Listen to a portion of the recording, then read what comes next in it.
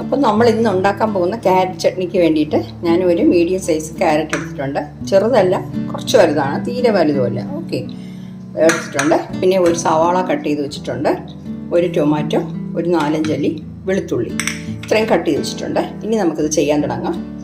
അപ്പം ഞാൻ gas on ചെയ്ത് ഒരു പാൻ വെച്ചിട്ടുണ്ട്. അതിൽ 2 സ്പൂൺ ഓയിൽ ഒഴിച്ചു കൊടുക്കാം.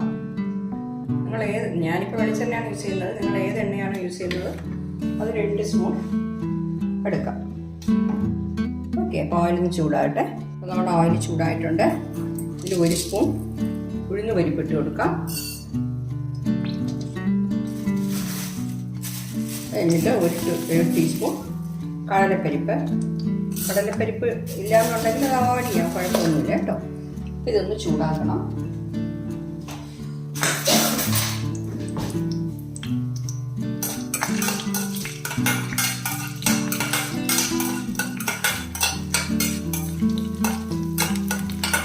ചെറുതായിട്ട് ചുമന്ന് വരണം, കരിഞ്ഞു പോകാതെ സൂക്ഷിക്കണം.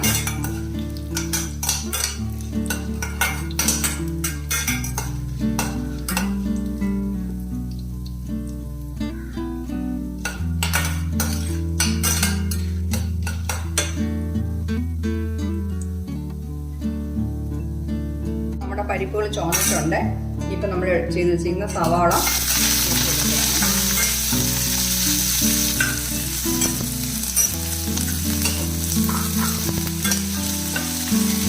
കൂടെ തന്നെ കട്ട് ചെയ്ത് വെച്ചിരിക്കുന്ന വെളുത്തുള്ളി ഇട്ട് കൊടുക്കുകയാണ്.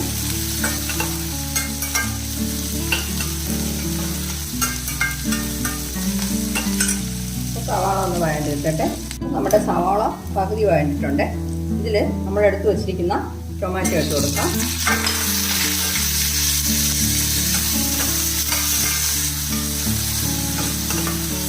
ശരിക്കും ബ്രൗൺ നിറം ആകുന്നതിന് സവാള വഴറ്റണമെന്നില്ല കേട്ടോ. നമ്മളിപ്പോൾ ഇത് അരയ്ക്കും കടുവറുത്ത് ചട്നിക്കല്ലേ. ടൊമാറ്റോയും ഏകദേശം വഴണ്ടിട്ടുണ്ട്. ഇതിന് നമ്മൾ എടുത്ത് വെച്ചിരിക്കുന്ന ക്യാരറ്റ് ഇട്ട് കൊടുക്കുന്നു. അതിൻ്റെ കൂടെ തന്നെ നമ്മൾ ശകലം പുളിയും കൂടെ ചേർക്കുന്നു. അപ്പോൾ ഇതും കൂടെ ഒന്ന് വഴറ്റിയെടുക്കാം. ക്യാരറ്റ് ഇട്ട് കഴിഞ്ഞിട്ട് ഒരു 3 മിനിറ്റ് വഴറ്റി കൊടുക്കണം കേട്ടോ. അത്രയും മതി. ഇപ്പം ഇതിൽ നമുക്ക് മുളക് ചേർക്കാം, മുളക് പൊടി ചേർക്കാം. ഇപ്പം എല്ലായിടത്തും മുളക് പൊടിയാണുള്ളതുകൊണ്ട് ഞാൻ മുളക് പൊടി എടുത്തു. നിങ്ങൾ വറ്റൽ മുളക് ചേർക്കുകയാണെന്നുണ്ടെങ്കിൽ ആദ്യം നമ്മൾ കടുവറുത്തല്ലോ, അതായത് ഉഴുന്ന പരിപ്പ് പിന്നെ സവാളയൊക്കെ ഇട്ട് വഴറ്റുമ്പോൾ അതിൻ്റെ കൂട്ടത്തിൽ തന്നെ ഒരു 7 വറ്റൽ മുളക് വരെ ചേർക്കാം. ഞാനിപ്പോൾ കാശ്മീരി ചില്ലിയാണ് ചേർക്കുന്നത്. ഒരു 1.5 ടീസ്പൂൺ ചേർക്കുന്നു. എരിവ് കുറവാണല്ലോ, അതുകൊണ്ട് നിങ്ങൾ സാധാരണ എരിവുള്ള മുളക് പൊടിയാണെങ്കിൽ 1 ടീസ്പൂൺ ചേർത്താൽ മതി കേട്ടോ. അങ്ങനെ ഉപ്പും കൂടെ ചേർത്തിട്ട് ഫ്ലെയിം ഓഫ് ചെയ്യാം. ഇവിടെ പൊടി വന്നിട്ട് കരിഞ്ഞു പോകും. പക്ഷെ ഇപ്പോൾ എല്ലാവരും ഈ പൊടി ഉള്ളതുകൊണ്ടാണ് ഞാൻ ഈ പൊടി എടുത്തത്. ഇല്ലാന്നുണ്ടെങ്കിൽ മുളക് ഇടുന്നത് കുറച്ചുകൂടെ ബെറ്റർ ആയിരിക്കും. ഓക്കെ, അപ്പോൾ ഇത് വേറൊരു പാത്രത്തിൽ മാറ്റി വെച്ച് തണുത്തതിന് ശേഷം അരച്ചെടുക്കണം.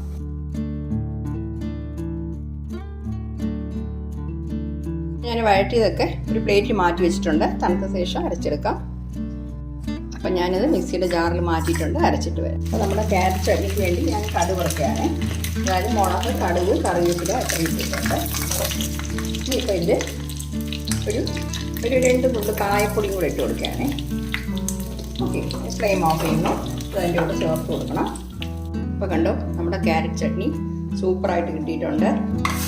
കണ്ടോ, ഇനിയിപ്പോൾ നമ്മൾ കടുക് വറുത്തതും കൂടെ ഇതിൽ ചേർത്ത് കൊടുക്കണം. നമുക്ക് കടുക് വറുത്തതും കൂടെ ഇതിൽ ചേർത്ത് കൊടുക്കാം.